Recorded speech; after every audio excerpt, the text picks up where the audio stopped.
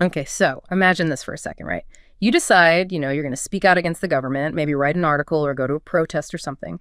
And then next thing you know, boom, you're diagnosed with, get this, sluggishly progressing schizophrenia. Oh, wow. Yes, sounds crazy, right? Like straight out of a dystopian novel. Yeah. But this was a real thing in the Soviet Union.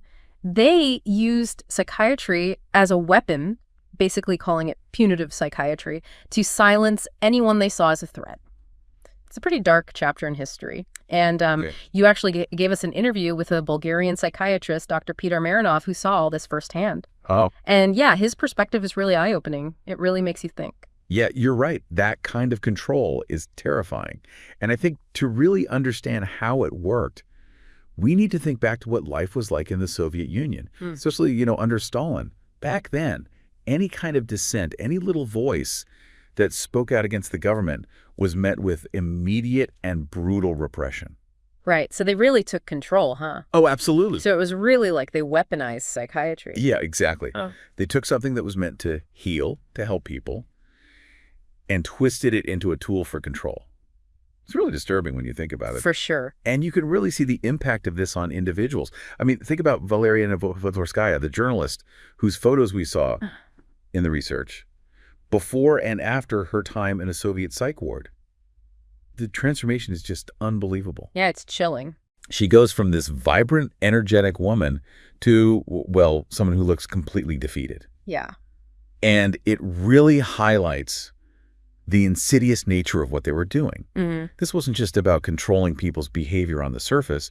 They were trying to break their spirits. Yeah, it's one thing to think about the government doing that, but to think that doctors went along with it? I know, it's hard to fathom. Yeah. I mean, how could anyone trained to care for people be a part of something so awful? Right. Well, some were probably true believers in the Soviet ideology, but I think many others were just trapped in an impossible system. If they spoke out, they risked their careers, their freedom, maybe even their lives, That's true. It's heavy stuff. But it's interesting because Bulgaria was part of the Soviet bloc, but they really seemed to make an effort to distance themselves from all this. It's kind of like they were walking this tightrope, Yeah, absolutely. They were in a really tough spot. On the one hand, they were under immense pressure to go along with Soviet practices. Yeah. But it seems like, on the other, they were trying to hold on to some kind of ethical integrity. Yeah. So it's this really complex situation where political pressure clashed with their conscience, Absolutely. It's really fascinating. And when they withdrew from the World Psychiatric Association, that was a huge statement, right? Like they were calling out the Soviet Union on a global stage. Oh, absolutely. It was a direct challenge to Soviet authority. Yeah. They refused to be complicit in this manipulation of medicine. Right. Although, when you look at their later actions, it does make you wonder, look, remember, after the Soviet Union got kicked out of the association, Bulgaria actually asked to be excluded, too. Yeah. It's interesting, right? It does make you wonder if they were truly trying to do the right thing or if they were just trying to align themselves with the West. Yeah, exactly. Maybe it was a strategic move, Yeah. kind of a way to separate themselves from the Soviets without a direct confrontation. Yeah, totally. It really gives you a peek into how complicated international relations were during the Cold War. But beyond all the political maneuvering and the historical context, I keep coming back to the human side of all this. That's why I'm so interested to dig deeper into this interview with Dr. Marinov. He lived through it all. He saw it all. It's kind of like, when Dr. Marinov said, and this really stuck with me, he said, the socialist camp, it was almost impossible not to catch something from that disregard for people. Right. It's just like, wow. It really gets to you. Yeah. And I think it speaks to how insidious these systems can be. Yeah. It's like this gradual desensitization, a creeping acceptance of cruelty. Yeah. And it seeps into everything, every part of life. Right. And the thing is, it wasn't just those who were actively participating in the system. Right. Even those who opposed it, who saw the horrors firsthand, they were still shaped by that environment, Yeah, absolutely. It's like this oppressive weight, Yeah. just hanging over everything, making it hard to even think straight, let alone fight back. Exactly. And that's what makes Dr. Marinov's perspective so important. Right. He wasn't just watching this happen from a distance. He was living it. He was right there working within that system. Right. Training under these key figures involved in punitive psychiatry, seeing how this manipulation played out. Yeah, he was really in the thick of it, trying to be a good doctor, uphold his oath, but stuck in this system that was just inherently wrong. Exactly. And I imagine that was a struggle for a lot of doctors. Yeah. Do you comply, become complicit in something you know is wrong, or do you resist and risk losing everything? I mean, it's an impossible choice. Even just hearing Dr. Marinov talk about his professor's encounter with Snezhnevsky. Oh, yeah. That really got to me. That was intense. Snezhnevsky, the architect of it all, right? It just gives you this glimpse into the tension that must have been there. This renowned Bulgarian psychiatrist who probably had serious reservations about what Snezhnevsky was doing. Right. But he had to interact with this guy. This powerful, influential figure. You could practically feel the weight of that encounter, Yeah.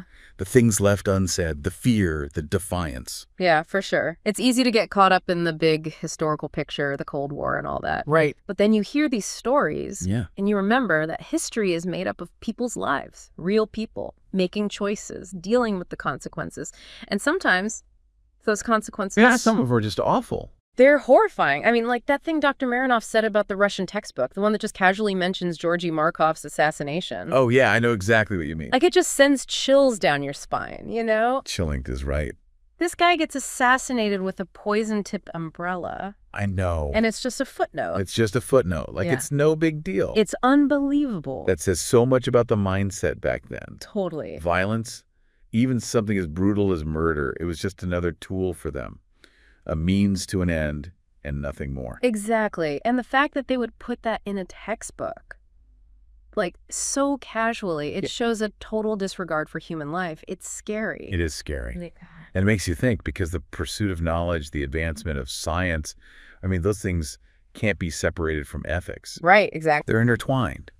Yeah. And that leads to a really important question, one that we're still grappling with today, long after the Cold War is over. Which is? How do we make sure science, especially medicine, is used for good?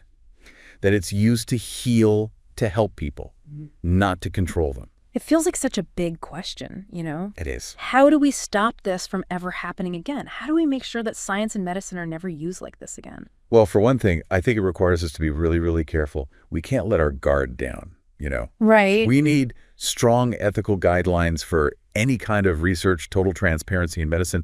But honestly, maybe even more important than that is the culture, right? What do you mean? We need a culture that actually encourages people to speak up when they see something wrong. Right, because if everyone's too afraid to say anything, then nothing's going to change. Exactly.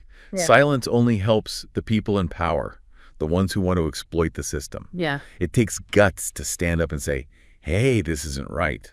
Especially when your career is on the line. Yeah. Or your reputation. Yeah. And it goes beyond individual bravery, too.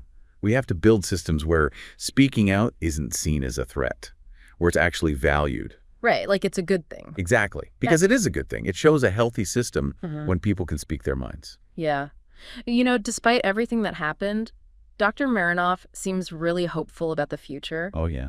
He talked a lot about Bulgaria joining the EU and, how he believes in this younger generation to keep pushing for progress. I like that. Passing the torch. Yeah. And it made me think, even in those really oppressive systems, there must have been people who resisted. Right. Like, even if it was subtle or hidden. Oh, I'm sure there were. Dr. Marinov actually mentioned that, come to think of it. Even in the Soviet Union. Oh, really? He said there were people who saw how wrong this was, this whole punitive psychiatry thing, and they worked to fight against it. Wow. Quietly, of course.